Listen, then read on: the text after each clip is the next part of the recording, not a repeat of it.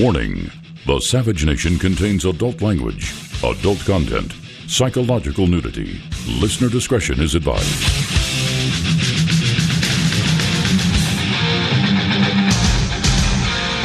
And now, America's most exciting radio talk show, The Savage Nation, home of borders, language, culture.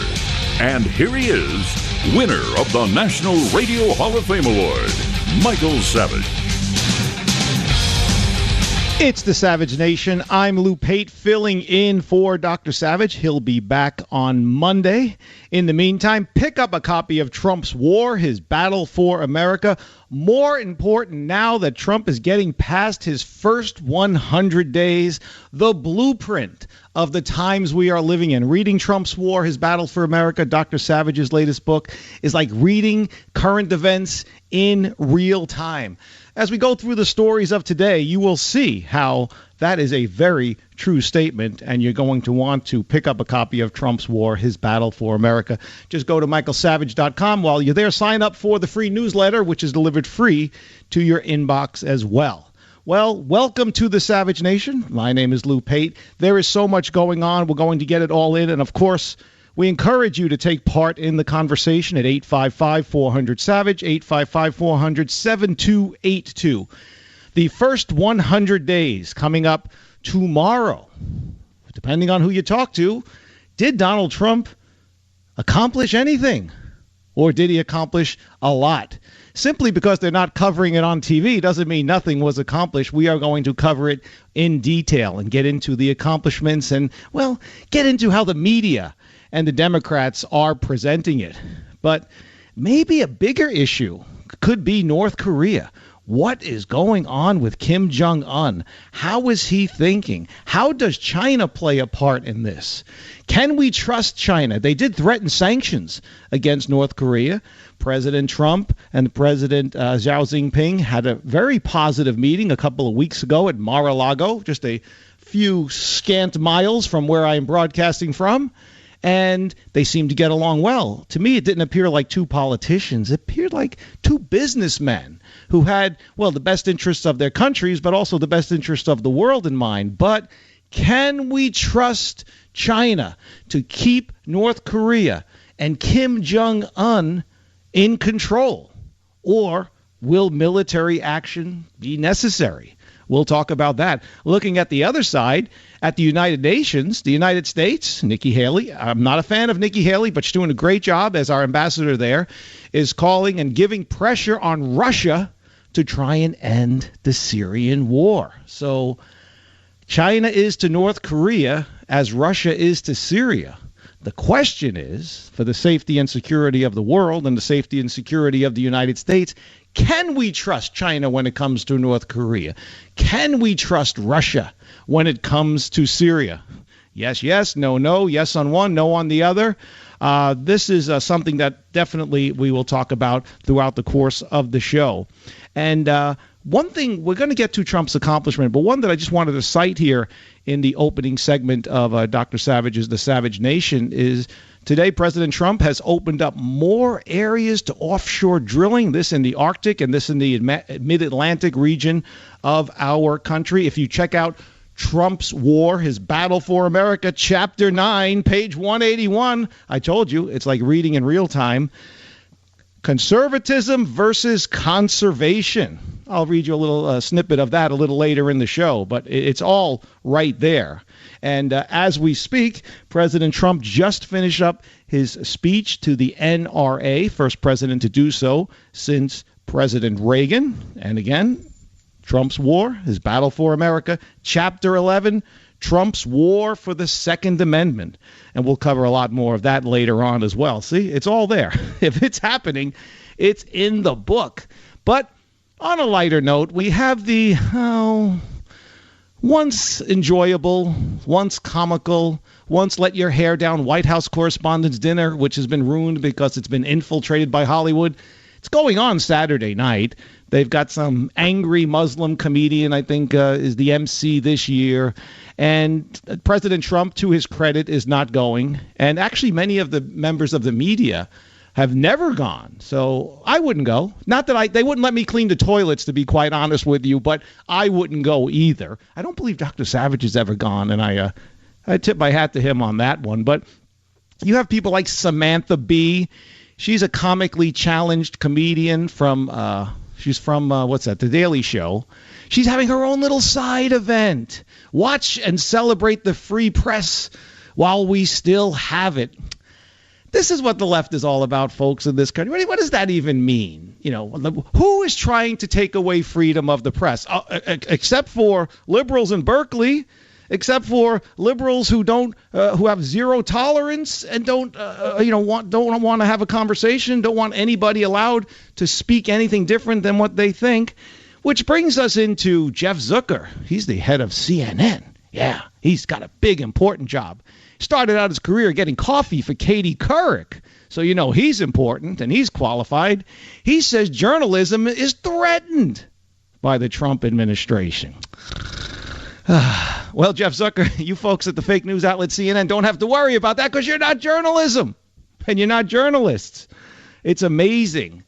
Newsflash here on the Savage Nation. Lefties. President Trump is the president. He won back in November. Truly an amazing phenomenon. A little later on in the show, we're going to be talking about immigration. Very important, I know, to the Savage Nation listeners. Very important to me. Should be important to all Americans. You think it would be important to our lawmakers, many of them, including the former president, not following the laws of the land. But President Trump having another executive order, the one to defund sanctuary cities, slapped down, this time by a judge in San Francisco. The travel ban order was knocked down by an activist judge in Seattle a few months ago. Honestly, why do we have a president who can issue executive orders if they can be slapped down by some activist judge out there in the wacky left coast? Sorry, I used to live I lived Seattle, I lived L.A., I lived San Diego. I could say that. Amazing. So we're going to discuss that as well. And here's something that you're not going to hear anyplace else except for here on the Savage Nation. Obama's hidden Iran deal giveaway. Folks, I encourage you to check it out in Politico. I do not promote news organizations or online magazines or anything, but especially Politico. But I'll tell you, Josh Meyer, in this, he did an excellent job. We're going to talk about the Obama administration's decision to grant clemency to 7 men in the U.S. and drop criminal charges and arrest warrants against 14 others overseas. And this whole thing undermined the strategic enforcement efforts against a broad array of Iranian procurement networks operating in the United States. And this has provided Tehran with a steady stream of critical, important parts and technologies for its nuclear capabilities and its ballistic missile programs. It is truly an amazing phenomenon. We're going to talk about how by dropping those charges against these arms targets, the administration infuriated Justice Department officials and undermined its own counter-proliferation task forces. Again, that comes from Politico.com. Check it out. Josh Meyer there, Meyer. Incredible. I know things come out about presidents after they have left office, but I never thought anybody would put anything up negative about Obama, especially when it comes to that Iran nuclear deal. A lot of nefarious stuff went on there. It's mostly in that article. We're going to go through that later. And it's going to curl your hair if your hair wasn't curly already. And, well, the UN is warning Donald Trump that Obamacare repeal, a repeal of Obamacare, could violate international law. As you know, the Trump administration is now revisiting the issue of repealing and replacing Obamacare. Of course, Chuck Schumer has already said it's horrible, but he had his speech written, before President Trump was even sworn in. Anything that comes up pertaining to the repeal or the replace of Obamacare, he's going to say something. But remember when Justice Gorsuch was nominated? They had all the signs up condemning, who Trump's choice was going to be. But the signs were like pre-made. They just had to write in Justice Neil Gorsuch because they were going to say the same thing about anybody, regardless of who it was. But That and much more we will be talking about here on the Savage Nation. And again, it can all be found in real time in Trump's War, His Battle for America. But first, back to the first 100 days. It's truly amazing. There are, I forget how many executive orders that President Trump has signed, something like 87 or something like that. And second only to Franklin Delano Roosevelt, who was at 105. As you know, 2 of those have been knocked down, but they'll see you in the Supreme Court, as Donald Trump said the other day. But if you're busy with your 9 to 5 and your wife and your kids and life in general, and you just check out the news like a normal person and unfortunately don't have time to listen to the Savage Nation Live, we hope you download it later, you would think that, according to the Democrats, Maxine Waters, the illustrious Nancy Pelosi, Chuck Schumer, and the news, fake news outlets CNN and MSNBC, that it's all about Russia and Donald Trump's taxes. Should he release them? Oh, the poor Syrian refugees. Or the fact that pertaining to sanctuary cities, Democratic lawmakers and the news want to ignore the Constitution. The focus on the government shutdown and how many times Donald Trump plays golf and how much it costs to go to Mar-a-Lago every weekend. All of these things, this is what is priority to the news organizations out there, such as CNN and MSNBC. But when you look at just some of what Donald Trump has accomplished, Neil Gorsuch on the Supreme Court, opening up more areas to offshore drilling, as mentioned, Chapter 9 in Trump's War, His Battle for America, working with China, working with North Korea, tax cuts that are coming to all of us. Couples don't start paying taxes till $24,000. My personal favorite is getting rid of the Obamacare tax of 3.8% for capital gains for, well, if you're single, $200,000. If you're a couple, $250,000. You say, Lou, that's a lot of money, right? I say, well, if you sell a house and you're getting good equity in the house and you're making, you're making $200,000 on it, it's a lot of money, $15,000, $20,000. So I'm glad that one's going to be going away. And others, of course, the Keystone and Dakota pipelines and the stock market at an all-time high, which, depending on who you talk to, I think leads to job creation. So that and so much more coming up here on the Savage Nation. My name is Lou Pate. Thrilled to be sitting in here for Dr. Savage, ably assisted by the team, Ron, Jim, and Robert. And we invite you into the fray. 855-400-SAVAGE. My name is Lou Pate. You are listening to the home of Trump's War, His Battle for America, the Savage Nation. Join the Savage Nation. Call now, 855-400-SAVAGE, 855-400-7282. Savage. The Savage Nation is sponsored by Swiss America, the only company I trust with my financial future. Call 800-289-2646 or SwissAmerica.com.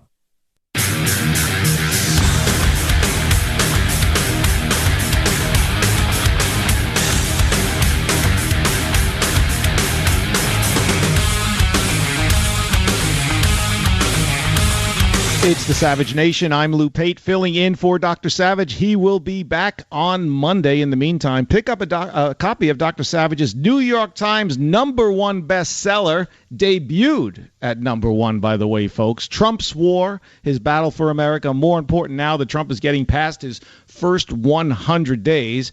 And we're going to be talking about North Korea. And, well, if you're going to be in the business of running a country and being the leader of the free world, you have to have a strong military. And I encourage you, chapter number 6, Trump's War to Restore the Military. Again, Trump's War, His Battle for America. Everybody knows what's going on out there. We have North Korea. We have Kim Jong-un. It's a delicate dance that President Trump is doing, but he did admit that there is, and I quote, major conflict with North Korea possible, but he is seeking diplomacy. Now, Rex Tillerson, our Secretary of State, who is a guy that I am happy is on our side, is speaking very bluntly about what the ramifications are. Now, I don't think China wants war. I don't think President Trump wants war. It's bad for business. It's bad for the future of the world. And they're dealing with Kim Jong-un, who is crazy. He's young. He's immature. He's insane. And while leaders of some countries will, pound their chest that they have a nuclear arsenal. No one really wants to use it. They don't want to use it. They'll use it as leverage. They'll use it to look strong to their people, but nobody wants to use it. Not even Vladimir Putin. He doesn't want to use it. President Xi Jinping at China, he doesn't want to use it. But they have it, just to say we have it, okay? Kind of like keeping up with the Joneses on a super international level. But Kim Jong-un is unpredictable. This is a guy who feeds his enemies to the dogs and to lions. This is a guy who kills his relatives because he just doesn't like them. Made a guy stand on an X and they dropped a bomb on his head. This is insanity. This is psychopath stuff. So this is a guy you cannot allow to move forward when it comes to procuring what they need to make nuclear weapons. And this is Rex Tillerson on North Korea. Robert, please, clip number 5. We have said this before and it bears repeating. The policy of strategic patience is over. Additional patience will only mean acceptance of a nuclear North Korea. The more we bide our time, the sooner we will run out of it. In light of the growing threat, the time has come for all of us to put new pressure on North Korea to abandon its dangerous path. I urge this council to act before North Korea does. There you have it. Additional patience will only mean acceptance of a nuclear North Korea. Obama kicked the can down the road for many years, saying things like, oh, it's Kim Jong-il, and oh, later it's Kim Jong-un, and he is just saber-rattling. I said many times he just wants attention. But in giving him this time, in just saying he wants attention, allowing him to shoot rockets into the Sea of Japan, which I've mocked him for many times, they're taking one step further, one step forward, one step further. And as I said during the opening monologue, in the Politico piece, Obama's hidden Iran giveaway, well, they let Iran kick the can down the road, and they eventually were able to get nuclear weapons, okay? And we have this deal where they can't use them. Do you trust them? Do you trust a Kim Jong-un and North Korea to have a nuclear weapon? I'll tell you what, I don't. The Korean War was fought between June 1950 and 1953 after North Korea invaded the southern neighbor. The time they had support of China and the Soviet Union. I don't know if we can trust these folks. 855-400-SAVAGE. You are listening to The Savage Nation. Join the Savage Nation. Call now, 855-400-SAVAGE, 855-400-7282. Savage.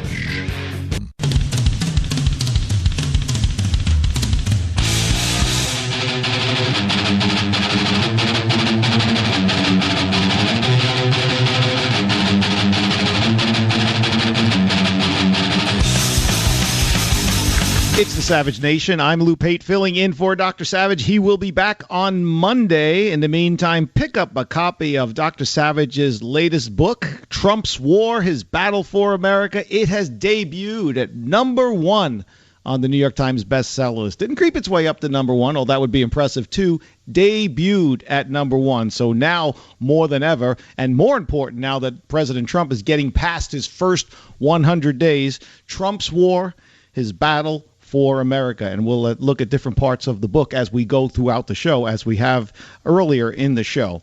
855-400-SAVAGE. We're talking about the issue of North Korea. What do you think is the most threatening enemy we face right now? Is it North Korea? Is it Russia? Is it ISIS? We're focusing on North Korea right now, but we'll get to ISIS, we'll get to Russia. But what about an EMP? Everybody's talking about nuclear weapons, but North Korea right now can launch an EMP attack before it has developed any nuclear missile technology. And an EMP may be far more deadly. A disaster by an EMP from high-altitude blast, well, might seem like something from the 1950s or 1960s television shows. What happens is there's a silent flash high in the sky, and everything using electricity just poof, goes away. Your phone, your tablet, your cars, the internet, poof, satellites quit working. Landline, mobile phones, everything, poof, computers gone, destroyed in a moment, just like that. So to nuke one of our cities, Kim Jong-un and the North Koreans need to master intercontinental ballistic missile construction, ICBMs as they're called.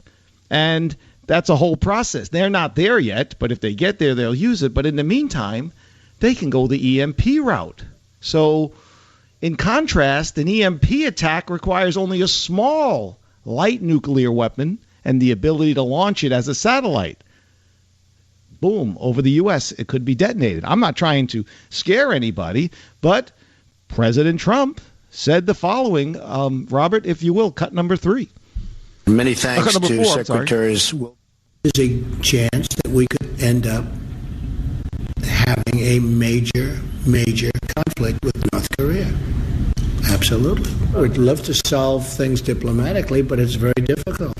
Is he willing to destroy his country, and is he willing to destroy millions and millions of lives and people? As President Trump. Sorry to step on that in the beginning there, Robert. Strong words from anybody who says them, stronger coming from the President of the United States, because Kim Jong-un is willing to use weapons. As I said earlier, the Korean War went on for 4 years. At the time, the U.S. came to support the South. China supported the North, and they had some assistance from the Soviet Union. Hundreds of thousands of lives were lost. Now we're talking millions. All these years later, and by the way, they didn't call it a war, they call it the Korean conflict, if you remember. And technically, as I've cited before, it's still going on. They never technically ended it on paper. So it is still going on, but it's just a distant memory to most people, unless, of course, if you fought in it and served during it, as my father did. But the issue here is we have China on our side on a business deal. The president of China said when he was at Mar-a-Lago, he will help President Trump, but he hopes that they can straighten out the situation diplomatically. You heard President Trump there say he wants to do things diplomatically, but can you be diplomatic with a psychopath? And I think Kim Jong-un is a psychopath. Can you deal with someone like this? Is he, like the crazy suicide bombers from the radical Muslim world, willing to die for his cause? I don't think so. I don't think so. I don't think you're going to find him willing to be blown up, willing to be nuked. I do think he's loving the attention, but I don't think he is willing to die like the crazies in the Middle East. Some people have said regime change. Why not take out Kim Jong-un? Well, we here in the United States do not take part in the assassination of other leaders. I guess we've been involved in regime change over the years. But on that, Robert, if we can, clip number 6. This is our Secretary of State, Rex Tillerson, talking about regime change. We have said to them that your pathway to survival and security is to eliminate your nuclear weapons, and we and other countries will be prepared to help you on a pathway of economic development and become a stable, secure part of a stable, prosperous Northeast Asia. Now, that is how we de-risk North Korea to China as well. As I think it's well understood, China has concerns about destabilizing the regime in North Korea due to possible impacts of a failed regime. We have been very clear. We do not seek regime change in North Korea. We're not seeking a collapse of the regime. We are not seeking to find some excuse for an accelerated reunification of the peninsula. What we are seeking is the same thing China has said they seek, a full denuclearization of the Korean peninsula. That is Rex Tillerson. Now, Savage Nation listeners, can we trust China on this? They have as much at stake as we do. There have been so many, usually I don't trust the media, but there have been so many headlines that, warning Hawaii, warning the west coast of the United States. We're not there yet, but when you have somebody on the other end in Kim Jong-un who would use these weapons if he had them, you cannot be trusted. So, but will China stomp him down? They have to. China is the key here. Okay, we can show our military might, but we have to have China on our side. We didn't have that in the Korean conflict in the 1950s.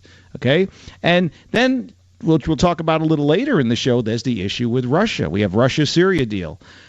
Are we biting off too much more than we can chew? Are we biting off too much here? Is President Trump biting off too much here?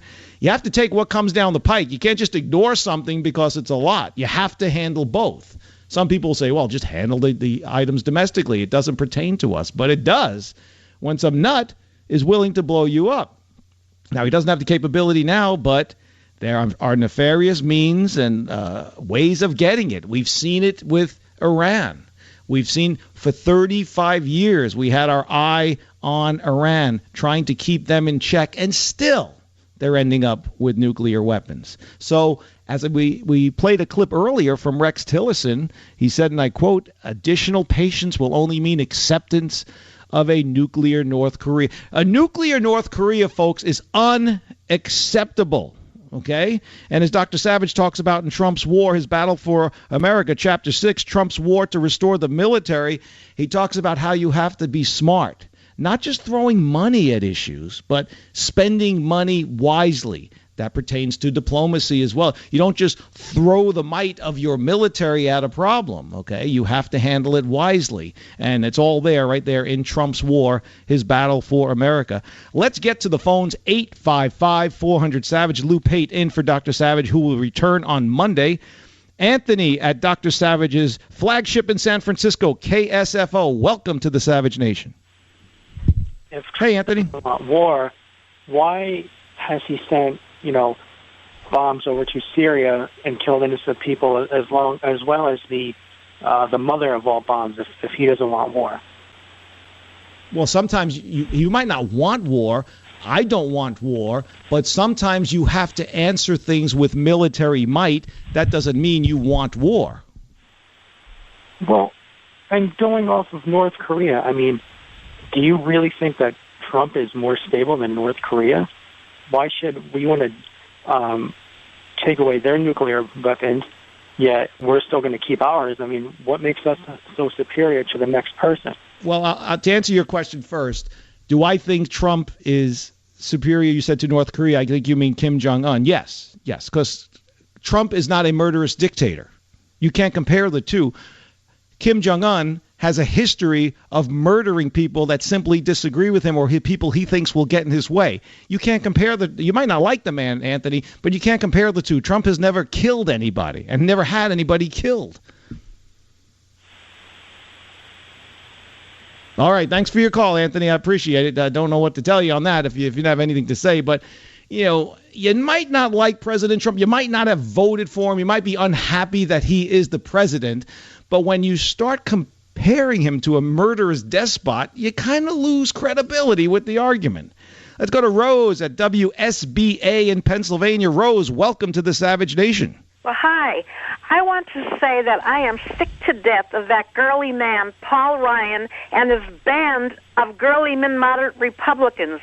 I love Donald Trump. He's trying to save us. He's trying to save our country, and they're thwarting him every chance they get. They're concerned about their power, not us. They had to dump a bunch of them in the Potomac. And that's what I have to say. Hey, listen, Rose, I'll tell you what. You're going to get me started. You mentioned, what'd you call him, girly man Paul Ryan? That's pretty funny.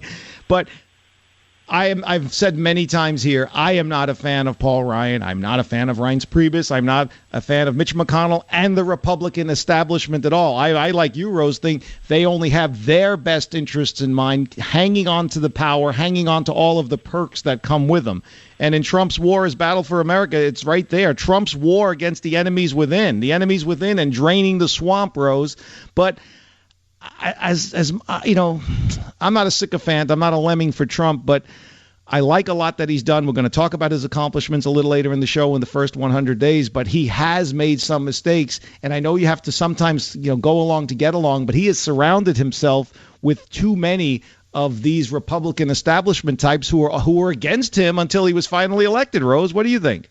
Well, that's true. And, it really irks me terribly because I just can't stand what they're doing to him. I think he's a good man, and he's trying to help us. Everything he's doing, I agree with. I mean, nobody is perfect. And I'll tell you one thing, that whole bunch most of them, except the Freedom Caucus, is trying to do what they can. But now we've voted for him because we want health care repealed. We want the border wall. We want tax breaks. And they don't seem to want anything. No, they don't want him to achieve anything. That's what it is. They didn't want Hillary Clinton in there, but they didn't want him in there. So I really do feel that there is a behind-the-scenes effort to undermine him at any turn while pretending to be his friends. But, Rose, thank you for your call. Do appreciate it. 855-400-SAVAGE, 855-400-7282. The issue of North Korea is not something that I have to be honest, that until recently I did not take serious. In previous years, Kim Jong-un they always use the term saber rattle. He would get out there and he would make a big show of things. Last week he had his military parade in honor of his grandfather, 105th anniversary of the founding of North Korea. A lot of weapons on display, very reminiscent of the Soviet Union in the 1980s. And, they analyzed the film and they said some weapons were from China. A lot of the weapons were fake. But the issue here is this guy is desperate to be taken serious. And in his twisted mind, in my humble opinion, he thinks that what will give him credibility at the international table is to make a statement militarily somewhere in the world. I disagree with him on that, but he thinks that is what's going on. That's what's going to make him respected. It's like some type of street thug mentality that, you get street credibility by robbing and killing people. And that's not the way it works on the international stage, because there are the lives of millions of people in jeopardy. But it is a very touchy situation because we are dealing with an unstable person. Robert, if we can, here's again Rex Tillerson about the tensions, cut number 7 going on with North Korea. We've put in place a very deliberate strategy, which we are just in the early stages of executing, and it is one that does involve bringing significant pressure to bear on the regime in Pyongyang. It also involves calling on China to play a role in how we deal with this threat. So again, you're right, tensions are running a bit high right now. We expected they would. In our approach to addressing this issue, we know there's going to be risk involved. Those risks are very measured, and we shared those with the president. He's been very deliberate about the actions that he's asked us to take, and we'll see how this all plays out. There you have Rex Tillerson on tensions being high on North Korea. And folks, how did we get here? Barack Obama. Okay? And it's not just because I disagree with the policies of the man. The man was weak when it came to international issues, when it came to showing backbone on national issues and protecting the national security of all Americans. He laughed it off. But I don't think he was stupid. A lot of people think he was stupid. A lot of people think he was weak. While on the surface, former President Barack Obama would seem weak when it came to foreign affairs, I have to often wonder, was he as clever as a fox? Was he purposely allowing the North Koreas to, kick the can down the road in an effort to get their hands on nuclear weapons and develop nuclear weapons? We see, and we'll discuss at great length a little later in the show, how he allowed that to happen, how he stepped in the way of investigations that would have stopped Iran from procuring the stuff that they needed, the material they needed to develop nuclear weapons. That's a fact. So we are having this conversation. Tensions are high. A major conflict might be coming with North Korea because Barack Obama did nothing for 8 years. My name is Lou Pate. You are listening to the home of Trump's war, his battle for America, the Savage Nation. Join the Savage Nation. Call now, 855-400-SAVAGE, 855-400-7282. Savage. The Savage Nation is sponsored by Swiss America, the only company I trust with my financial future. Call 800-289-2646 or SwissAmerica.com.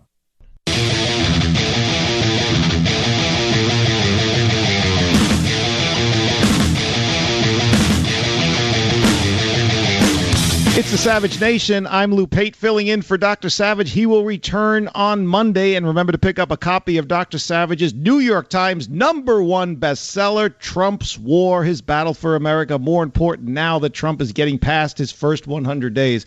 And what a 100 days. Right now we're talking about North Korea. And here's a clip of Rex Tillerson talking about North Korea exploiting its diplomatic privileges. We call on countries to suspend or downgrade diplomatic relations with North Korea. North Korea exploits its diplomatic privileges to fund its illicit nuclear and missile technology programs, and constraining its diplomatic activity will cut off a flow of needed resources. In light of North Korea's recent actions, normal relations with the DPRK are simply not acceptable. A nuclear North Korea is not acceptable. The Trump haters will say he's a warmonger. I think it's showing true leadership, trying to save us from someone that I think is crazy. Lou Pate here with you, in for Dr. Savage, the home of Trump's war, his battle for America. You're listening to the Savage Nation. Join the Savage Nation. Call now, 855-400-SAVAGE, 855-400-7282. Savage.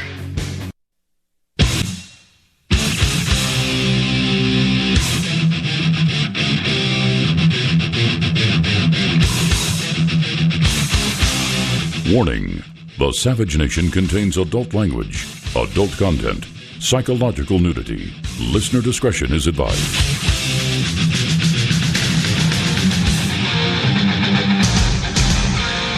And now, America's most exciting radio talk show, the Savage Nation, home of borders, language, culture.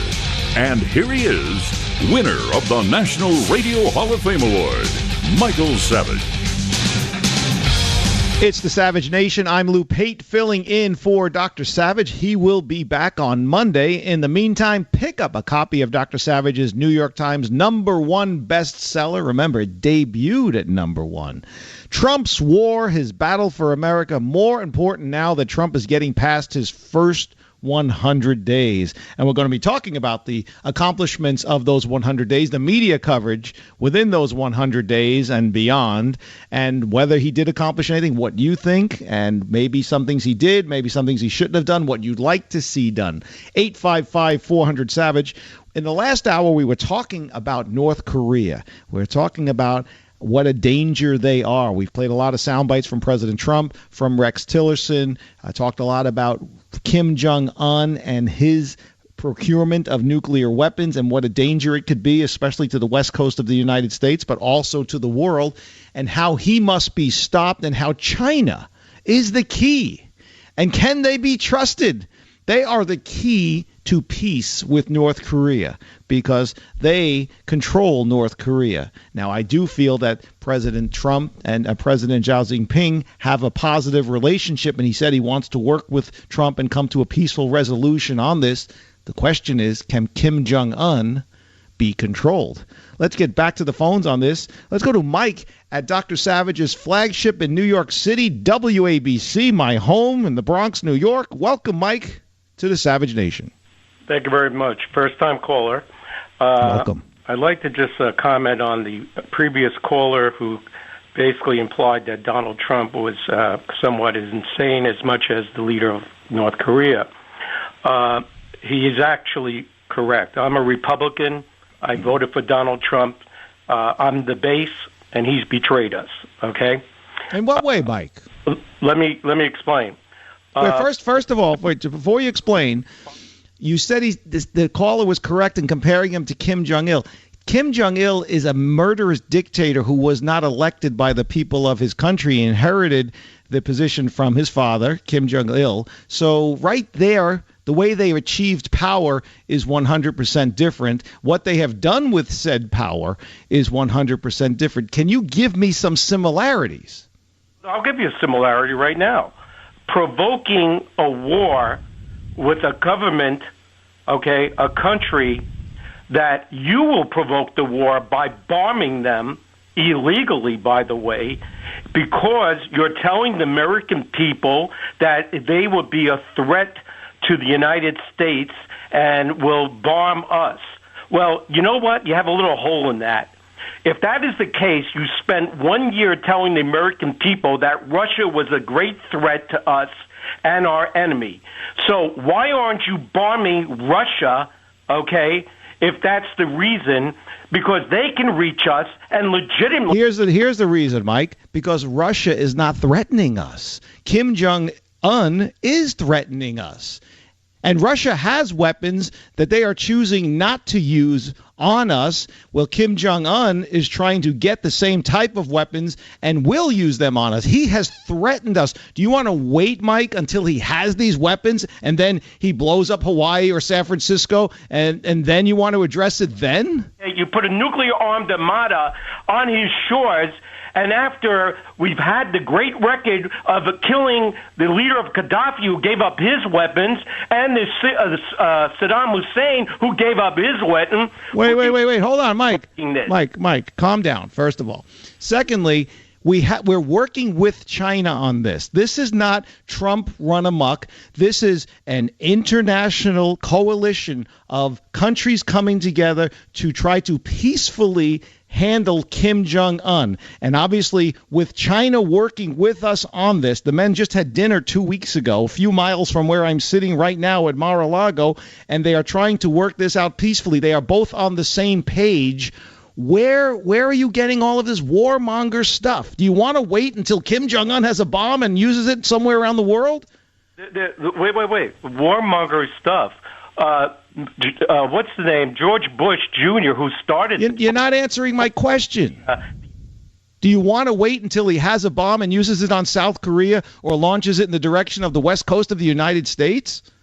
Well, you can say that all you want. What about the threat to the North? No, I didn't say it. It's a question that you're choosing not to answer. And excuse me, the bottom line is this.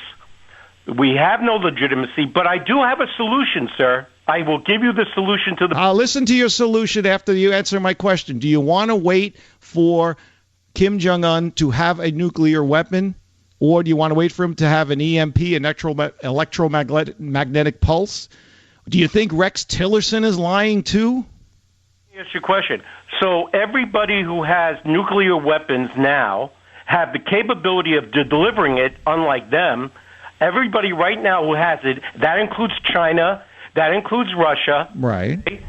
Who have all indicated at one time or other in our disputes in the South China that if you come and take action against us, look what you're doing in Russia and Syria. Wait, Mike, you're rambling. Mike, you're rambling. Here's the deal. None of those countries have threatened us. While we might have terse relations with Russia right now, they are not threatening us. We are not threatening them. President Trump is trying to avoid a conflict with Kim Jong-un. That is why he is working with China.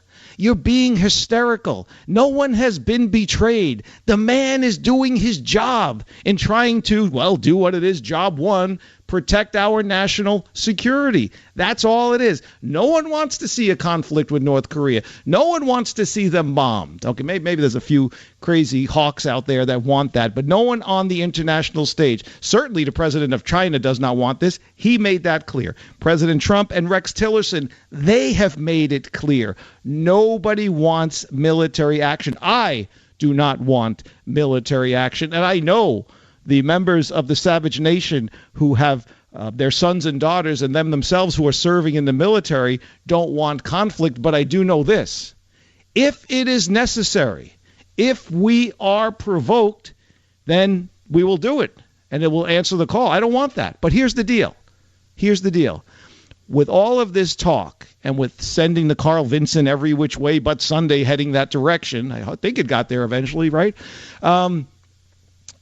They're sending a message. It's a warning, okay? It's a delicate dance. It's a tap dance, and it's one that could have, dangerous consequences down the road. Now, Rex Tillerson said that Kim Jong-un is not crazy. Hey, Robert, if we can, I just said clip number 8, if we can. I disagree with him on this, but listen to this, please. All indications by intelligence agencies, and there have been a number of independent psychologists have done analysis as best they can. All indications are that he is not crazy. He may be ruthless. He may be a murderer. He may be someone who, in many respects, we would say by our standards is irrational. But he is not insane. Now, Rex Tillerson is saying that. He's saying that because he's Secretary of State, and it is not really diplomatically eloquent for the Secretary of State to say he's insane. I'm sitting here on the Savage Nation, happy to be filling in for Dr. Michael Savage, and I could say, in my humble opinion, he's nuts. Like I've said before, he's killed people simply because they exist. I think he wiped out the family of like his ex-fiance, and he's killing all of his uncles, and he doesn't just execute them. He feeds them to animals. And I mean, this is crazy stuff. But the Secretary of State can't say that stuff.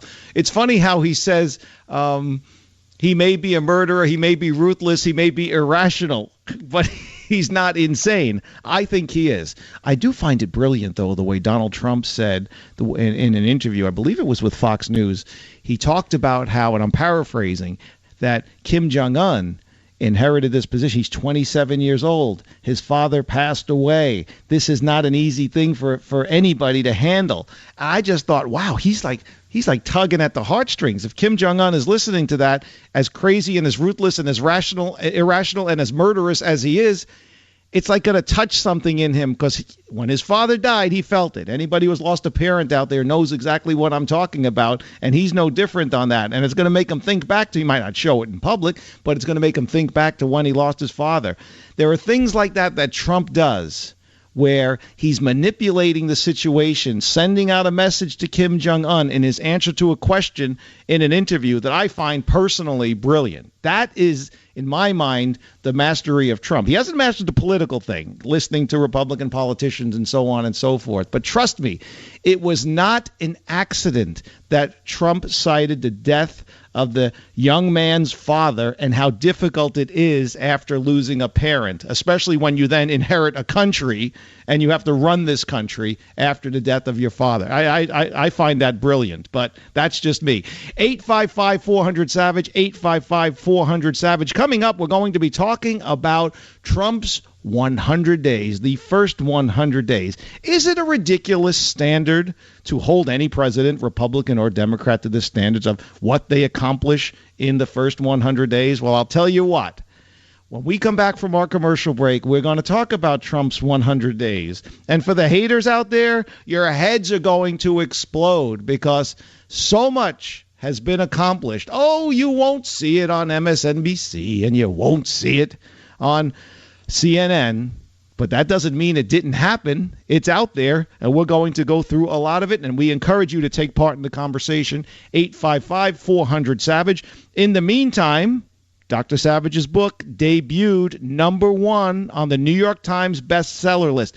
For those of you who don't know, his previous books have been banned from the New York Times bestsellers. They wouldn't even acknowledge that they exist, never mind debuting at #1. So as I tell you, when I tell you that this book is a blueprint for the times we are living in right now, I am not joking. We'll go through more of that later when we come back. But it's Trump's war, his battle for America, talking about the economic war, the repealing of Obamacare, the war for our borders, the enemies within, and as I mentioned earlier, Trump's war to restore the military. When we come back, we'll talk more about Trump's war, his battle for America, Trump's first 100 days, the successes, the accomplishments. Are they there, or am I crazy? 855-400-SAVAGE. My name is Lou Pate, sitting in for Dr. Savage. He'll be back on Monday on the home of the New York Times #1 bestseller, Trump's War, His Battle for America, The Savage Nation. Join the Savage Nation. Call now, 855-400-SAVAGE, 855-400-7282. Savage. The Savage Nation is sponsored by Swiss America, the only company I trust with my financial future. Call 800-289-2646 or SwissAmerica.com.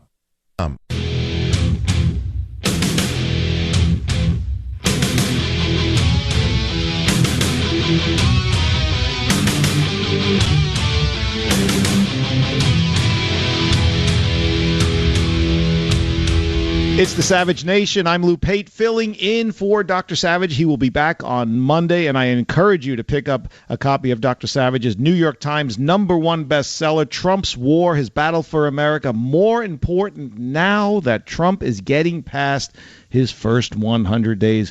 We've been talking about what's in the book and how it is a blueprint to many of the topics that we're discussing on today's show. It is truly an amazing phenomenon. And the first 100 days is what we are going to talk about now. And if you want to get in on the conversation here on the Savage Nation, it's 855-400-SAVAGE. First 100 days, it is a weird benchmark, a round number of 100 that I don't even know where it comes from or who made it up. I'm not a particular fan of it because so many, but it's the only criteria we have, so I acknowledge it. I don't ignore it. But it is so hard to get things done in Washington, D.C. that 3 months and 10 days is not really a lot. It's not even 100 days when you consider inauguration and then the few days that follow. The whole cabinet isn't even in place yet. They just got the Secretary of Labor sworn in yesterday, day 98. So it's kind of a little bit of a joke, but it is the criteria, and it is the one that the media has been running with. Boy, we've been hearing about the first 100 days since before day one. How much will be accomplished? And how much has been accomplished? Well, I guess it depends on who you talk to and what their agenda is and what narrative they're pushing. Personally, I feel President Trump has accomplished a lot. Oh, there are no giant policy issues such as the repeal and replace of Obamacare. That was a little bit of an embarrassment. That was a little bit of a blemish. I hope it taught the president that he cannot trust the Republicans on the Hill.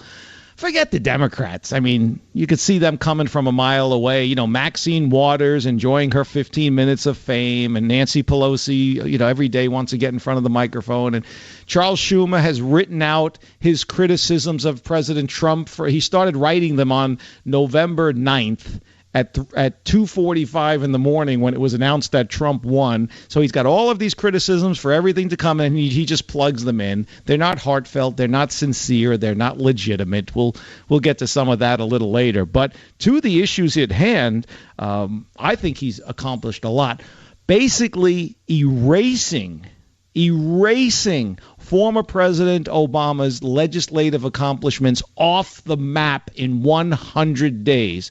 Folks, do you understand that while, and I touched on this in the monologue, while the extreme left-wing citizens and extreme left-wing networks and extreme left-wing politicians are crying about Russia, calling for Trump to release his tax returns. Really, folks, who cares about their tax returns? The man is president of the United States. What to do with Syrian refugees? Sanctuary cities, ignoring the Constitution. Oh, a government shutdown. Oh, do you know how much Trump played golf? You know, stupid things that you could tell who reads the Huffington Post. You could tell who reads Media Matters, and you could tell who's listening to the talking heads on CNN and MSNBC because they're not informed. When we talk about the first 100 days, I think, well, I want to talk about the one he just signed today, opening up more areas to offshore drilling in the Arctic and in the mid-Atlantic areas. That is huge. Okay, drilling for our own national resources, drilling for our own oil. We probably have more oil in this country than they have in the Middle East and around the world combined, but we're not allowed to go for it because each time a Democratic president gets in there, more and more land, more and more areas of the globe, even under the ocean, are off limits. Well, now they're not, and we'll talk about that when we come back. That's one of the biggest accomplishments, but there are many, and we will get to them. But President Trump, 100 days. Has he accomplished anything? If you think he hasn't, give me a call as well. 855-400-SAVAGE. My name is Lou Pate, sitting in for Dr. Savage, the home of Trump's war, his battle for America, the Savage Nation. Join the Savage Nation. Call now, 855-400-SAVAGE, 855-400-7282.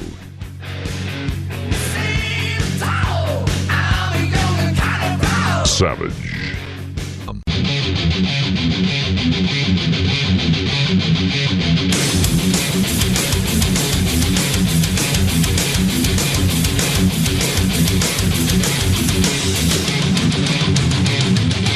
It's the Savage Nation. I'm Lou Pate, filling in for Dr. Savage. He will be back tomorrow, but pick up a copy of Dr. Savage's New York Times #1 bestseller, Trump's War, His Battle for America. We're talking about Trump's 100 days, and it is more important now that Trump is getting past his first 100 days. I ask you, the listeners to the Savage Nation, how do you think he's doing so far in the first 100 days? The haters are welcome, but just make a good argument. Or are you a Republican who feels betrayed, like one of our callers earlier in the show? Or do you think he's doing a great job, or somewhere in between? 855-400-SAVAGE, 855-400-SAVAGE. Before I tell you what I think, and before we get to the phones, let's hear what President Trump himself says. Robert, please, clip number 11.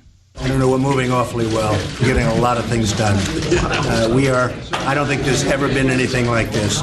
It's a false standard, 100 days, but I have to tell you, I don't think anybody has done what we've been able to do in 100 days. So we're very happy. There you go. So we know what he feels. Let's just see what Chuck Schumer feels too. This would be clip number 12. This is the illustrious Chuck Schumer from Brooklyn, New York. His forays into the Congress have been bad. I mean, that's why I give his 100 days have been 100 days of broken promises to the working people. He campaigned as a populist. He said, I'm going to be against the Democratic and Republican establishments. He's governing as a hard right special interest guy. So his health care bill failed because it was so far over to the right. His attempt to force us to take the wall nearly caused the government shutdown. His tax bill, they can't even say that it'll help the middle class at all, and it helps the very wealthy. You cannot govern from the hard right, and that's what he's doing. Charles Schumer couldn't even get the words out. He was struggling to say that. Trump's first 100 days of broken promises, he was struggling to even come up with this. Now, his health care bill did fail, okay? But that's because he listened to Paul Ryan. And the wall did not almost cause a government shutdown. They're accepting bids. They're accepting the designs. I think a huge portion of it will be built. Maybe not 2,500 miles, but he has to build it. He said it too many times. But no, part of it was in the budget, and it was discussed in the budget, but it wasn't like, oh, the wall is going to cause a government shutdown. But this is Chuck Schumer. I mean, come on. The guy is a liar. So there you have it. That's Chuck Schumer. He probably could, if you check back, he probably wrote a similar speech and tweaked it for George W. Bush, George H.W. Bush, probably going back to Gerald Ford. But in the meantime, we have most of his accomplishments, President Trump's accomplishments, that is, are coming through executive orders. And the reason for that is because both the establishment Republicans and the establishment Democrats do not want to see him succeed. And they are working overtime to make sure nothing gets accomplished. I mean, come on, what's in the ear of the Freedom Caucus? Those guys don't like anything, and they're supposed to be on the same side as President Trump. As I said, Chuck Schumer, Maxine Waters, Nancy Pelosi, and others, we expect that from them. Never Trumpers like John McCain and Ben Sasse, we expect that. The ones I like are the executive order directing a review of national monument designations under prior administrations, okay? That's a little legalese in there, but what that comes down to is 265 million acres of a land grab by Barack Obama are now on the table again for exploration and development and drilling and whatever it's going to be, okay? Now, I just don't like the way it's worded. An order directing a review of national monument designations under prior administration. It's one of my favorite ones, and I couldn't even find it. I'm like, where? I'm asking Jim and Robert, where's that one I like? Because they should put it. The land grab from Obama is gone. 265 million acres are now back to the people and will be used for exploration. That's what it should say. And Chuck Schumer criticizes the budget, the tax cuts, that President Trump is putting out there, but it's getting rid of some of the taxes of Obamacare. As I mentioned in the monologue, there's the 3.8% tax for capital gains, okay? It's if you sell real estate and make $200,000 in equity on your home, you're going to pay 3.8% of a tax. That's one of the 19 Obamacare taxes. That one is part of the tax cuts put up by Treasury Secretary Mnuchin the other day. And they're being criticized for this. Married couples will not pay taxes until they've earned $24,000. For some, that's a lot. For some, that's not a lot. But still, hey, who doesn't want to take a $24,000 tax credit? You have to really just be ignorant to criticize someone who's trying to put overtaxed Americans who are overtaxed put money back in their pocket. Just because you hate the man and you hate the fact that he became president, it really is it is stupid and it is ignorant. But I'd like to know from you, the listeners to the Savage Nation, has he accomplished anything? What has he accomplished? Or if you hate him, what hasn't he accomplished? And if you're a Republican who feels betrayed, I want to hear from you. But make it good, all right? None of this, moaning that you just don't like him. I don't want you to be like all of those women at that march a couple of days after the inauguration, which is basically just an anti-Trump march. Remember the March for Science last week? Another anti-Trump march. You got to have something that I can sink my teeth into. Legitimate voices are welcome here on the Savage Nation. Well, actually, all voices are welcome here on the Savage Nation, but we don't want you to make a fool of yourself either. Let's get to the phones. Let's go to Ted at WDRC in Connecticut. They've got a great stream for the Savage Nation there. Welcome to the Savage Nation, Ted. Yes, great job you're doing as always. I would like to say that President Obama inherited a mess, as we know. But I really, truly believe I've done homework on him, his family, what they racked up in vacation bills is astronomical of all presidents and first ladies. But besides that, he hasn't attacked to take care of the problems that existed at that time. In fact, if anything, they became worse, diversion between... Wait, are you talking about Trump or Obama? Right now, Obama. Okay. Yeah, and... Well, let's get to Trump, the first 100 days. What do you think? Are you happy? I'm very happy with President Trump. I voted for him. We've got to give him a chance. This 100 days thing is a bunch of baloney for me. You can't accomplish a whole... Look, he's done more in one day. President Trump has done more in one day than many welfare people that I know of that don't do anything in a month. Well said, Ted. Thanks for your call. Do appreciate it. Some of the executive order that got most of the press was the executive order with the travel ban. The media tried to paint it as a Muslim ban. It was knocked down by a judge, I believe his name was Robart, in Seattle. This makes me question if a judge can just knock down what the president wants. Why do we even have a president? It makes you wonder. But what happened there is it was misrepresented by the Democrats. It was misrepresented by the media. At that executive order, the travel ban, as it was called, affected 7 nations. 7 nations that was a list put together by former President Obama. Okay, that list did not come from the Trump administration.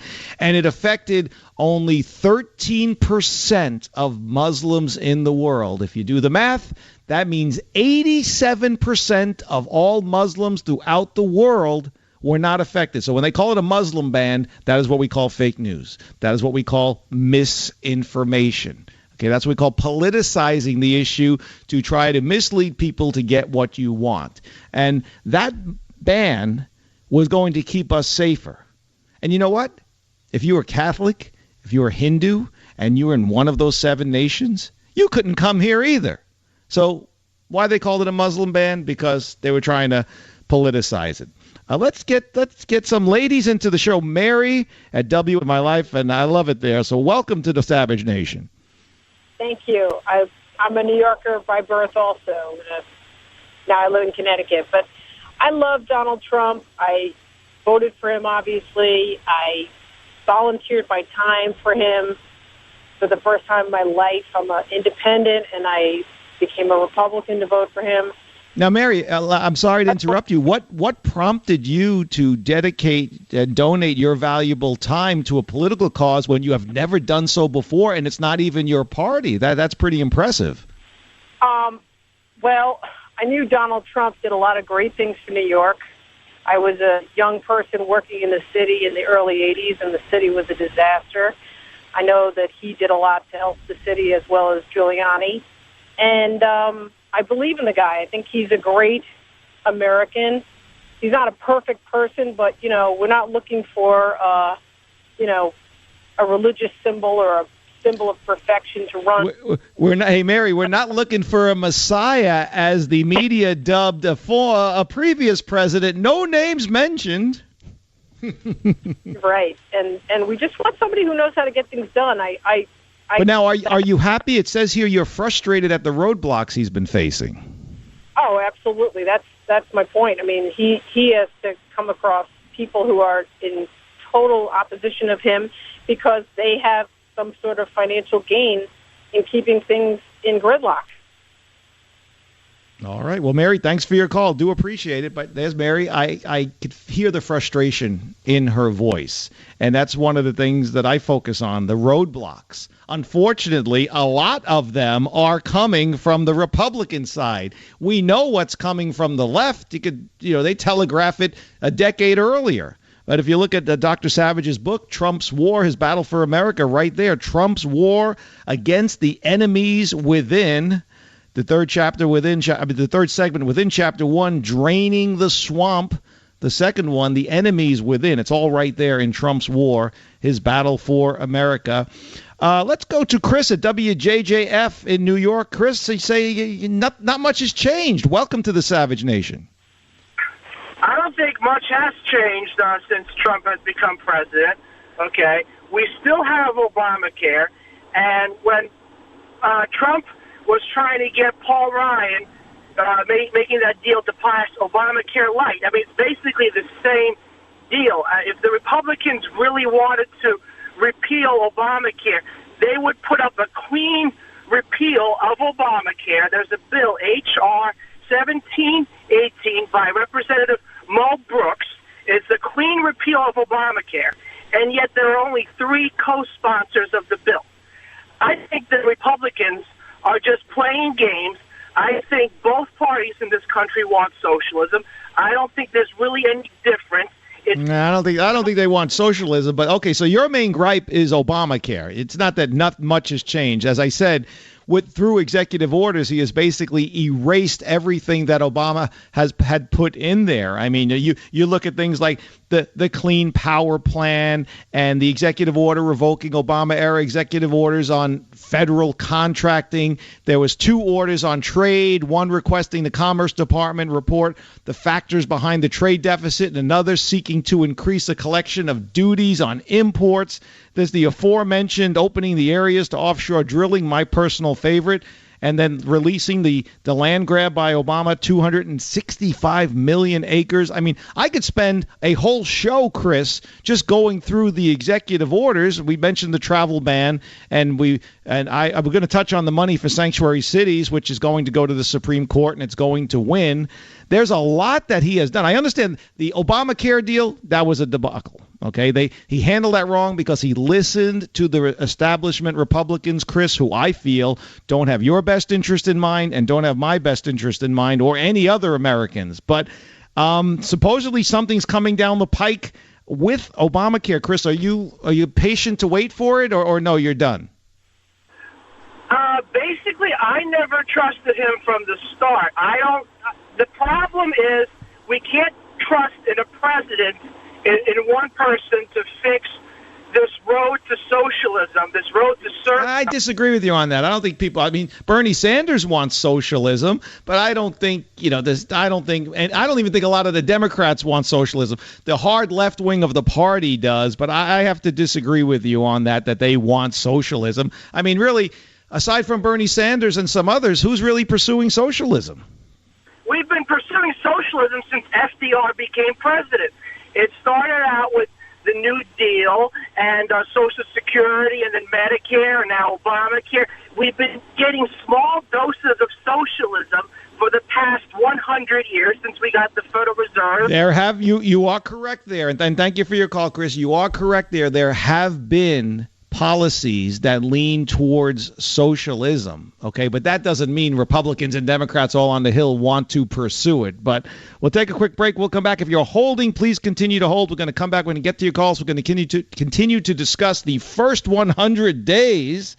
Boy, if you look at the television media, you would think President Trump didn't accomplish anything.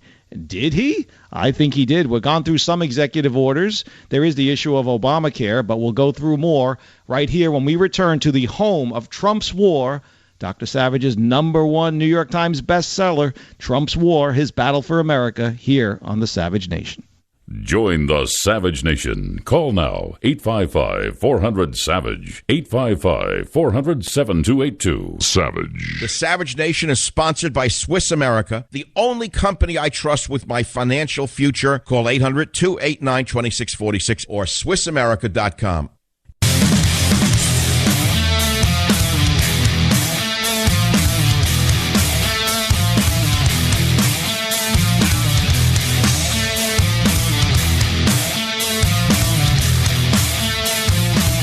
Welcome back to the Savage Nation. My name is Lou Pate, filling in for Dr. Savage, but do not fret. He will be back on Monday. But in the meantime, pick up a copy of Dr. Savage's New York Times #1 bestseller, Trump's War, His Battle for America. More important now that Trump is getting past his first 100 days.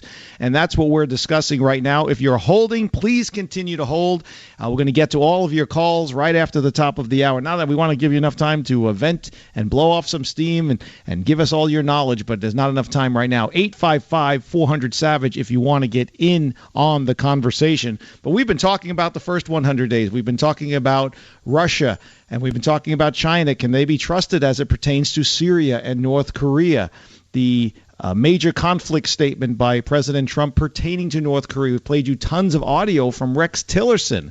This is a serious issue going on with North Korea. We'll continue to take your calls on that as well. But it is all in Trump's war, his battle for America. As I said, I'm very excited today about President Trump opening up areas for exploration for offshore drilling in the Arctic and in the mid-Atlantic areas. And if you look on page 181 in Trump's War, His Battle for America, that's chapter 9, Conservatism and Conservation. It's all right there. And you might be surprised by some of Dr. Savage's views there, but it's all there for you in Trump's War, His Battle for America. Don't go away. My name is Lou Pate. This is the Savage Nation. We'll be right back after this break. You are listening to the home of Trump's War, His Battle for America. Join the Savage Nation. Call now, 855-400-SAVAGE, 855-400-7282. Savage.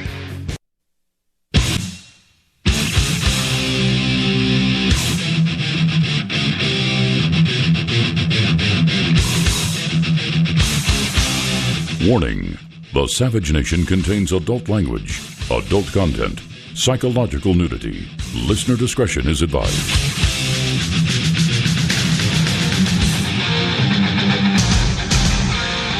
And now, America's most exciting radio talk show, The Savage Nation, home of borders, language, culture.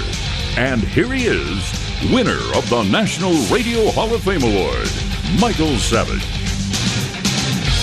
It's the Savage Nation. I'm Lou Pate, filling in for Dr. Savage. He will be back on Monday. In the meantime, I encourage you to pick up a copy of Dr. Savage's New York Times #1 bestseller, Trump's War, His Battle for America. More important now that Trump is getting past his first 100 days. And I need mention that the book debuted at #1 on the New York Times bestseller list. It's impressive enough if a book makes its way up the charts and lands at #1. Heck, it's impressive enough just to be on the list and then make it to #1. But to debut at #1, as Trump's War, His Battle for America, has done, is truly impressive. And I think I speak for Dr. Savage. I thank all of the Savage listeners out there who have taken part, but encourage your friends and family to check out Trump's War. Believe me, folks, it is a blueprint for what we discuss here on the show, for what is going on in our times. It's like reading in real time what is taking place, whether it's the media, whether it is the Republican and Democratic establishment going after President Trump, whether it's his battle for the Second Amendment. President Trump spoke at the NRA today, and it's right there in Trump's War, chapter 11, Trump's War for the Second Amendment. It is a tome of our times, and I encourage you to check it out. Go to michaelsavage.com, sign up for the free newsletter, which will be delivered to your inbox for free. And while there, order Trump's War, His Battle for America. We're going to be talking about immigration a little later in the show, but also Iran's President Obama's secret Iran deal. Hope we'll have time to get that all in there. But in the meantime, we're going to continue taking your calls on Trump's 100 first days. For the haters, you're welcome, but please have something to say. Just don't say you're unhappy with Trump being there. 855-400-SAVAGE. I'm looking at most of his accomplishments coming in the forms of executive orders. It would be better if it was in the form of policy, but when you have people on your own side, like the House Freedom Caucus, who are against President Trump and everything he does, Jim Jordan and his crew, well, it's hard to get things pushed through. Who would think that any president whose party controls the House and the Senate would have trouble getting stuff through that is good for the American people, whether it's repealing and replacing Obamacare, whether it is tax cuts, whether it is keeping our borders safe by keeping people from terrorist nations out of our country temporarily so they can be properly vetted, not giving money to cities, mayors, and governors who break the law by allowing sanctuary cities. It's truly amazing. It's like Bizarro World. And then we have, in reference to Obamacare, we have the UN warning that President Trump, his repeal could violate international law. This is the UN. They don't nickname them useless nations for nothing. I say we get out of the UN. It's truly amazing. How could the UN sit in judgment of anybody? How could they hold anybody to that standard when their member nations include Afghanistan, Cuba, Iraq, Iran? Come on. They're just taking up a lot of valuable real estate there on the east side of Manhattan from 42nd Street up to 49th Street. Beautiful land over there. Kick them out. But in the meantime, there is the issue of the executive actions. 2 orders reviving the Keystone XL pipeline and the Dakota Access pipelines. He also signed 3 other related orders that would expedite the environmental permitting process for infrastructure projects related to the pipelines. And it would direct the Commerce Department to streamline the manufacturing permitting process and give the Commerce Department 180 days to maximize the use of U.S. steel in the pipeline. U.S. steel is booming again. It's coming back because President Trump is beginning to use it. You'll hear the critics say, well, he's not using U.S. steel. That is factually incorrect. Okay? There were contracts and there were deals that were made before President Trump was put into office, before his inauguration. Those have to be honored. They're not using U.S. steel. But every deal made since he became president is focusing on using U.S. steel. So, again, fake news out there. You got to sift through it. Keep it here at the Savage Nation. Dr. Savage will always give it to you straight. 855-400-SAVAGE. Before we get to the phones, to show you how ridiculous it's getting, this is the illustrious Nancy Pelosi, whose face is getting so tight that she's kind of talking like this now. But clip number 14, if you will, please, Robert. So there's so many inconsistencies. So many inconsistencies. I'm trying really hard to find something positive. I wonder about, although this morning he had 3 tweets, I was thinking he was more of a creature that stalked the night, that these things just came out at night like a vampire. And they tweeted these things, but now it's spread to the morning. So let me think for a while. In other words, I have nothing to say. I'm making a vampire joke, and I got a little laugh from the lemmings in the audience in front of me, but basically you hear the indecision in her voice. Oh, let me think for a while. There's so many inconsistencies, but she could not produce one. She continues on, Robert, if you will. This is Nancy Pelosi again, talking about the 100 days. We played Chuck Schumer earlier hour in the show, and if you notice, Schumer talked about broken promises. Oh, what could Nancy... Maybe they have the same speechwriter. I don't know. Please, clip number 13. As you all know, Saturday's the big day, the 100th day of the Trump administration. 100 days of broken promises to working people. 100 days of handouts to the wealthiest people in our country. All this week, House and Senate Democrats have been leading daily actions highlighting the stark reality of President Trump's conduct. Some people have asked me what grade would I give him. And we could take it subject by subject. Broken promises on jobs and infrastructure. F. We haven't seen a jobs bill. We haven't seen an infrastructure bill for all the talk. F. Broken promises on America's health care. F minus. Broken promises to drain the swamp, stacking the deck in his cabinet with lobbyists. He said he was going to fire Wall Street, and yet, again, he's hired them. And there you have it. Basically, Charlie Brown's teacher, folks, she's not saying anything. I had a conversation with people recently, and you got to give it time. That's why the 100-day rule, it's the only one we have, so we'll go with it. But 3 months and 10 days Did you really expect a wall to be built? Did you really this cabinet is not even in place because they won't even cooperate with the man. Jobs are coming back. She neglected to point out that the first job numbers that came back, they were 100,000 more, 100,000 higher than projections. I mean, it's all right there. We look at all that is going on there. There is an executive order imposing a 120-day suspension of the refugee program and the 90-day ban on the travel. We mentioned that earlier. Why aren't you in support of that, Nancy Pelosi, okay? A memorandum calling for a 30-day review of military readiness. Those on the left say our military is too big. Your military can never be too big when there's people like Kim Jong-un out there. Let's get to the phones. Lou Pate in for Dr. Savage, who will return on Monday, 855-400-SAVAGE.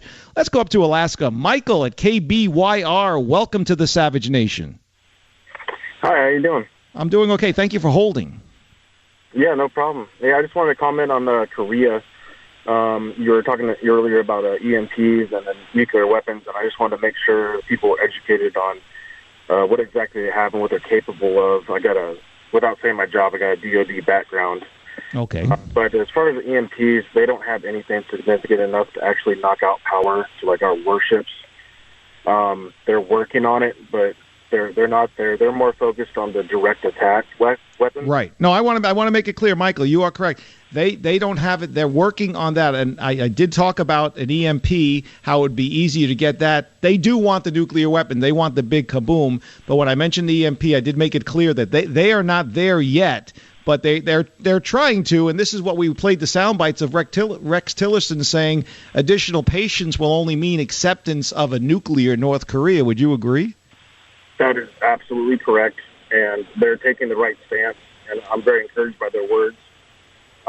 So what the danger is that they do have a nuclear weapon that's capable of taking out any U.S. city. The problem is getting it there, so they do not possess the technology to mount it on a warhead, make it compact enough, make it sustainable enough where it can take the G-forces and the vibrations of, being under rocket power to get it here. That's their limitation. However, they do have direct strike capability to the closer nations, which is more specifically South Korea and Japan. But the real danger in North Korea is that basically if we strike them in any way and Mr. Un gets the ball to do it, then he will unleash all his artillery on South Korea, specifically Seoul. And he has thousands upon thousands of artillery pieces directly laid on Seoul, and we just do not have the capability to knock artillery shells out of the sky. And so if we do anything that provokes him to the point where he feels like he needs to attack South Korea, Seoul will be a pile of ashes before we're able to react. That's an excellent point, Michael. But do you think, I think he would do that, but I don't think he wants to attack South Korea. I think he'd love to inflict some type of harm on us here in the United States, but, he's long down the road.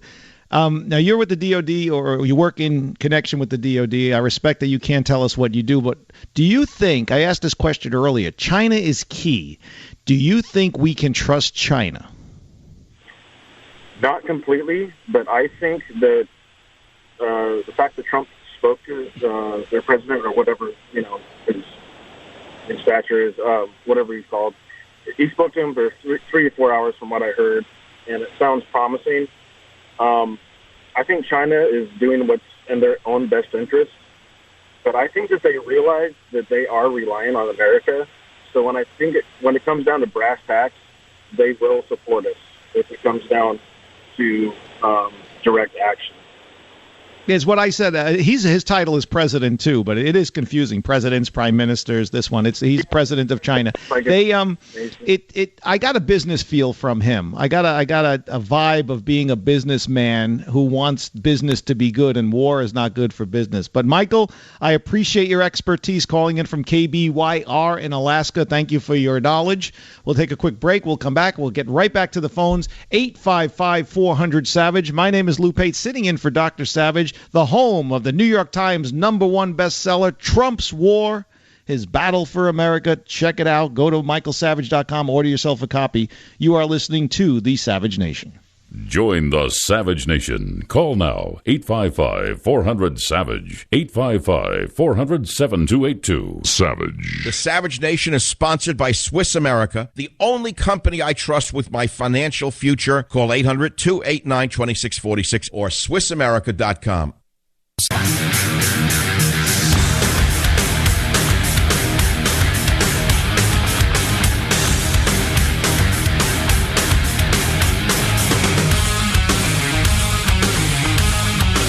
Welcome back to the Savage Nation. Lou Pate filling in for Dr. Savage. He will be back on Monday. In the meantime, pick up a copy of Dr. Savage's New York Times #1 bestseller list, Trump's War, His Battle for America. More important now that Donald Trump is getting past his first 100 days.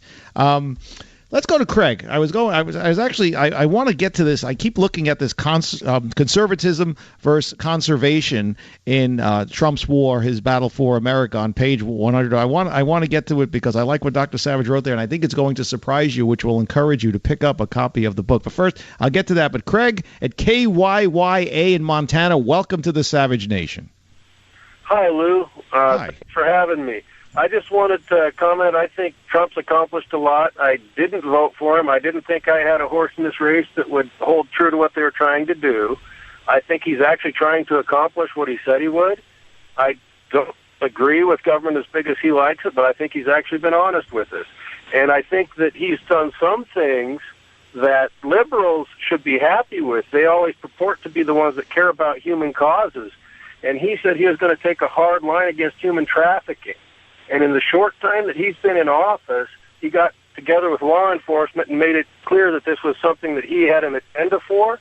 And in just the short time he's been in office, more arrests have been made and more has been done than were done in the previous administration's prior 2 years.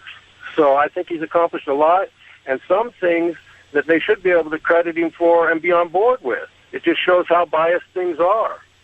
No, see, liberals, as Dr. Savage always says, liberalism is a mental disorder, and it truly is, because, Craig, they just say the words, okay? They say that they care about people, but they don't really care about people in a sense of what they mean. Like, oh, do you want to see anybody hungry? No. Do you want to see anybody homeless? No, nobody does. But do they really do anything about it? No. Case in point, Craig. That the TPP, the Trans-Pacific Partnership, Hillary Clinton was in favor of it. All the Democrats are in favor of it. Donald Trump made it go away. Part of the TPP, they needed Malaysia in there. This is a point that I've made before that a lot of people, they don't know, and you're never going to hear it on the news. Malaysia's human rights violations for the sex trafficking of women and children is abominable. Okay? Former President Obama changed the standards of human rights violations and what is acceptable and what is not, so Malaysia could be part of the TPP. He turned his back on the women and children who are trafficked for sex out of Malaysia and through Malaysia just to get the TPP through. This is the head of the Democratic Party. This is former President Barack Obama turning his back on women, turning his back on children. That's why I laugh, Craig, when I hear about the war on women and how Republicans don't care about people. You've got the President of the United States well aware that sex trafficking of women and children was going on while he was president, and he not only did nothing about it, he made it worse by pretending it wasn't going on and then changing the criteria of human rights violations just for the sake of the TPP. Quite frankly, I find that disgusting and repugnant. I do, too, and I appreciate your insight to it, and I thank you, and I'll continue listening offline.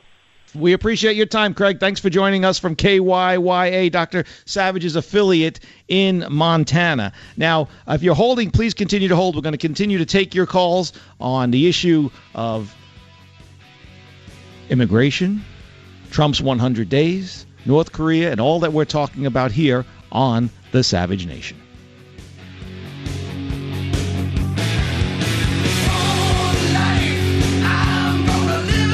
Join the Savage Nation. Call now, 855-400-SAVAGE, 855-400-7282.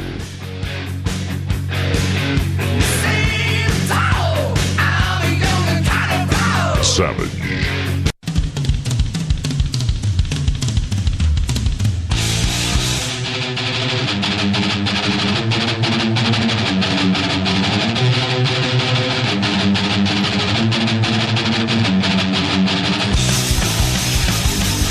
It's the Savage Nation. I'm Lou Pate filling in for Dr. Savage. He will be back on Monday, but I encourage you to pick up a copy of Dr. Savage's New York Times #1 bestseller, Trump's War, His Battle for America. More important now that Donald Trump is getting past his first 100 days.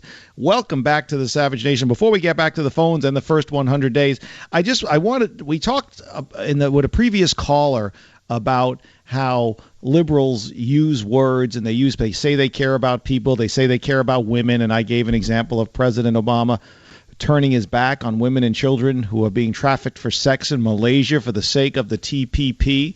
It says here in Chapter 9 of Trump's War, I cited it earlier in Chapter 9 in reference to conservatism and conservation.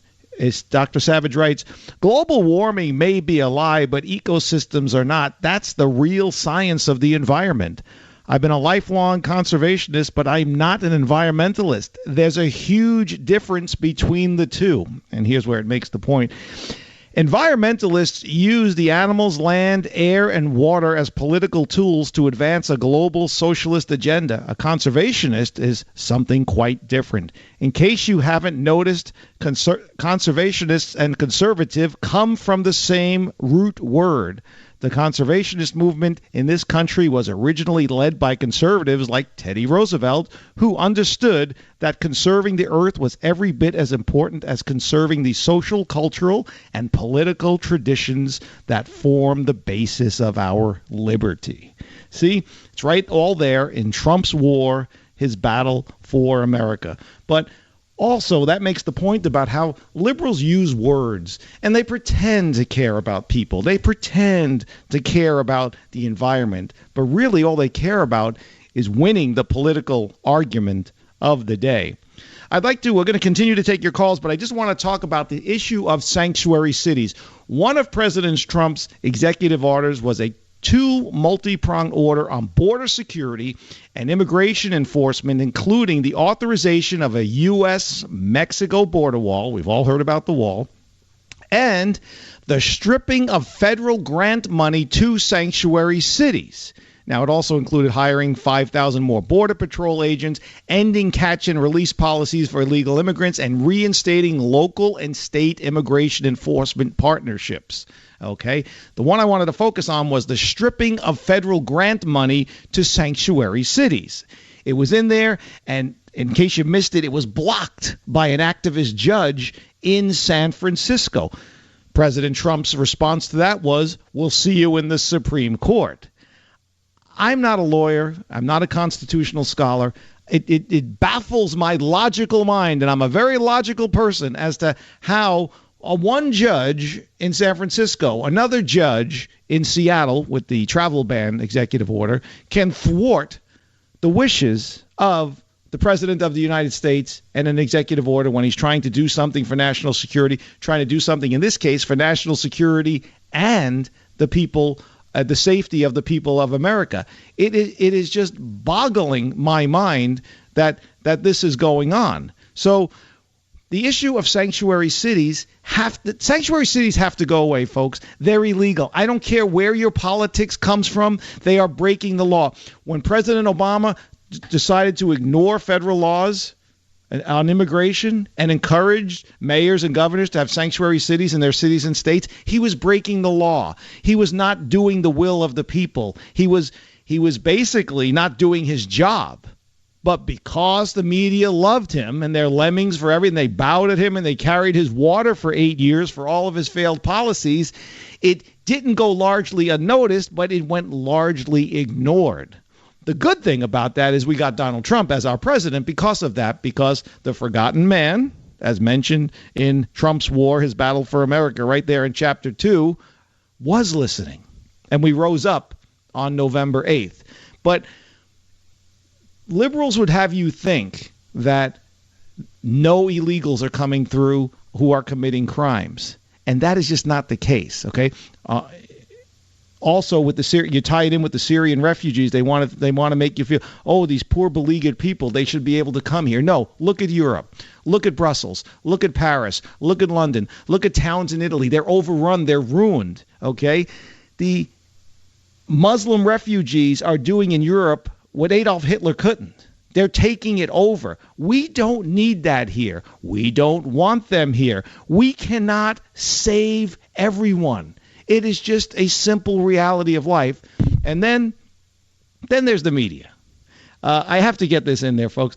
Robert, if you can, clip number 22. This is celebrity chef Tom Colicchio. I think celebrity chefs are pretty much, they're a notch above what models bring to society. If you will, Robert, please. We need to welcome immigrants to our country. And that's the problem right now is we can look at a broken immigration system and you can look at illegal immigration. Well, there's no legal way for immigrants to actually enter this country.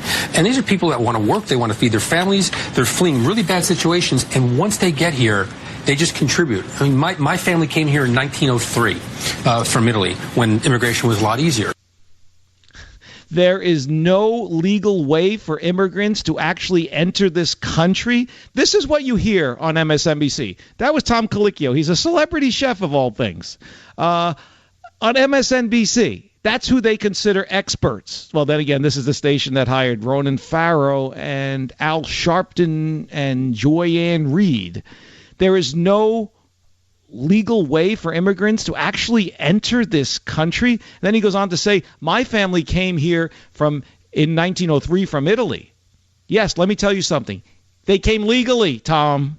That's the difference, okay? These illegals coming in here, number one, where it's a different time where we have terrorists trying to sneak in, and they're coming illegally, thus breaking laws. I don't care that the former president told you to ignore those laws. When your family came from Italy in 1903, like my grandparents came from Italy a few short years later, you had to have a sponsor. You had to be healthy. They didn't just allow anybody in. There was a process at Ellis Island that you went through. And if you were sick, you were quarantined. If you didn't have a sponsor, they sent you back. It wasn't a free-for-all like liberals pretend that it was. And no, when your ancestors or your people came here, they came here legally. But this is what we're dealing with here. We're dealing with misinformation and we're dealing with lies. Let's get back to the phones. Let's go to Storm in KVOR in Colorado Springs. Welcome to the Savage Nation. How are you? Hi, thanks for having me. Thanks for calling. I just wanted to I know y'all have heard about the riots as of late. These people, these liberals. And I myself, I am a very liberal person in many ways, but I am just disgusted by the way these liberals are conducting themselves with these riots. Well, I'll tell you what. Listen, Storm, you self-identify as a liberal, and you and I might disagree on politics, and we can have a spirited discussion about our disagreements and still respect each other at the end. Okay, that's the way I like to handle it. But those people are not liberals. Okay, they're not even liberals. They're just anarchist animals who want to destroy things. Although I might disagree with what you say, Storm. We could agree to disagree. You're not going to punch me in the face, I hope, or hit me with a piece of wood, and I'm not going to do the same thing to you. If you lose the debate, or if I lose the debate, we're not going to run a car, burn a car, or run a bench through a window of a store. These people are not liberals. And you won't find me, Storm, defending liberals too often, but they're not liberals. They're just anarchist animals who are hiding behind the sign of politics and freedom of speech to thwart the political speech of others. And, the fact that they're using your label for what you self-identify as, that should concern you, no? Oh, yes, that concerns me greatly, and I agree with you completely on that. You can sit down and discuss politics all day, and at the end of the day, I'm not going to punch you in the face. I'm going to respect you as a human being, because we are human beings at the end of the day. But to not allow, whether it's a conservative author or some other conservative speaker, to have a conversation, to speak about the issues of the day, to shut them down, to shut down a parade. I heard Dr. Savage talking about the shutting down of a Rose Parade yesterday.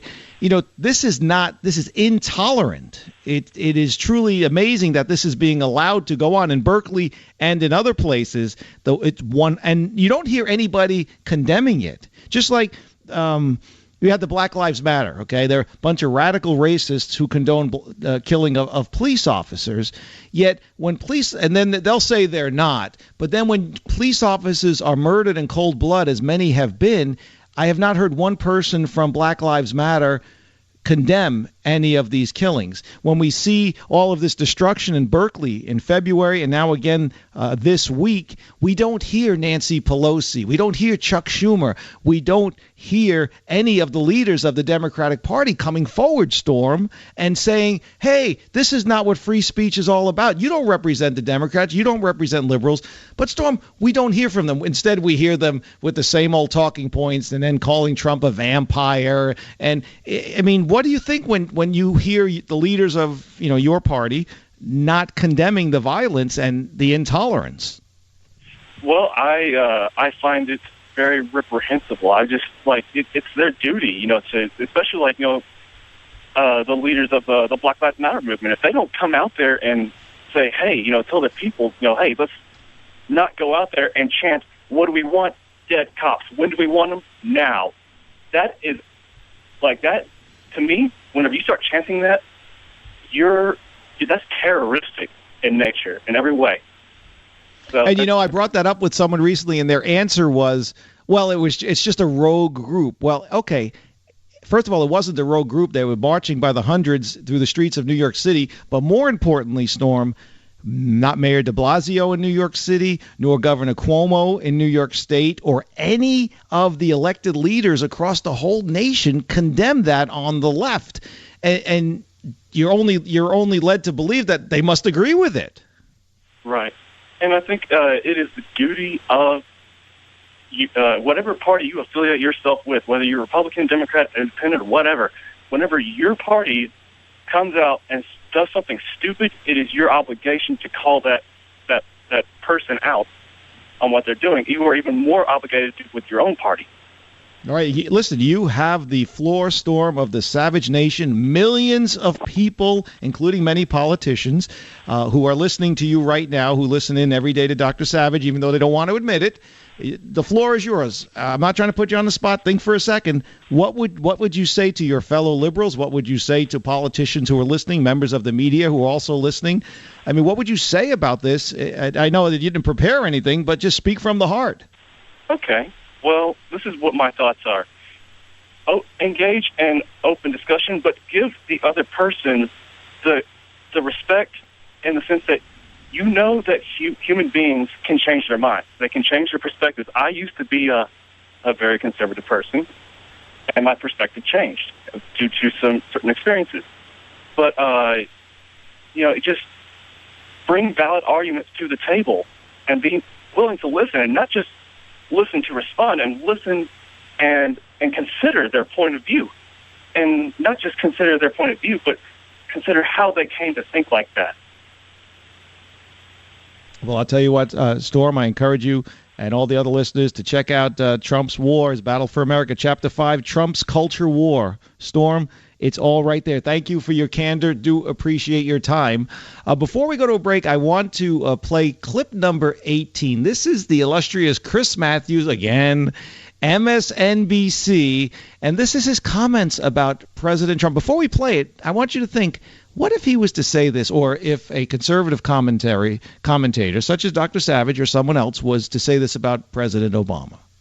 The ego here is, it's something. By the way, his teeth come out like it's simian almost. It's simian, like a monkey banging on it with a stick, I'm the biggest, pounding his chest. It does simian quality to it. I mean, primordial, I should say.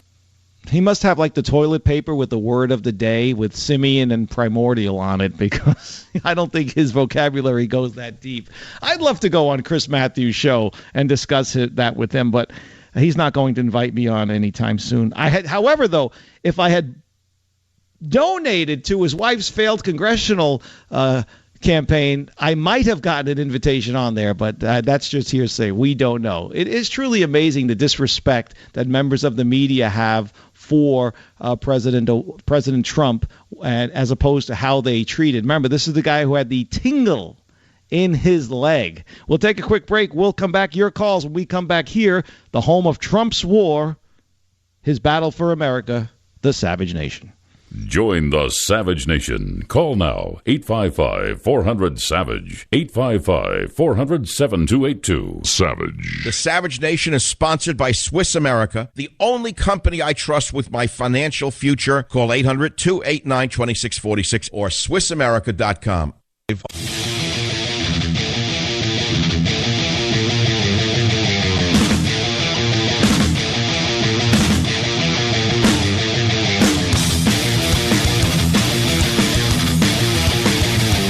It's the Savage Nation. I'm Lou Pate filling in for Dr. Savage. He will be back tomorrow. And as I was just talking with Storm there in Colorado Springs at Dr. Savage's affiliate at KVOR about freedom of speech and how he as a liberal finds it repugnant the way that the liberals are acting up there in Berkeley.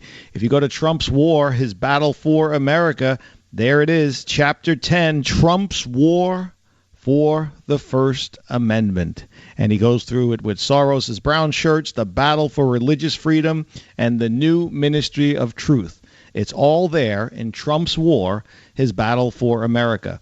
Now, we do have breaking news. North Korea has launched a ballistic missile into the Sea of Japan just a short while ago. The missile has been assessed to be a KN-17, a former Scud missile that officials believe is being tested to one day target ships. The missile flew roughly 25 miles and was in the air for about 15 minutes.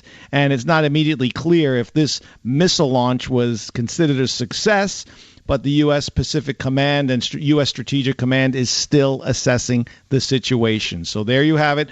North Korea fired an unidentified missile from an identified missile from a site in the vicinity of the Pyongyang province early this morning. So it has happened. They're testing missiles. It's probably just a show of force. We'll keep you posted as we do. Bring it all to you here first on the Savage Nation. My name is Lou Pate. Special thanks to all the Savage listeners, Savage Nation listeners. Special thanks to Robert and Jim producing the show, multitasking behind the scenes. My name is Lou Pate. Make sure you pick up a copy of Trump's War, his battle for America. You are listening to the Savage Nation.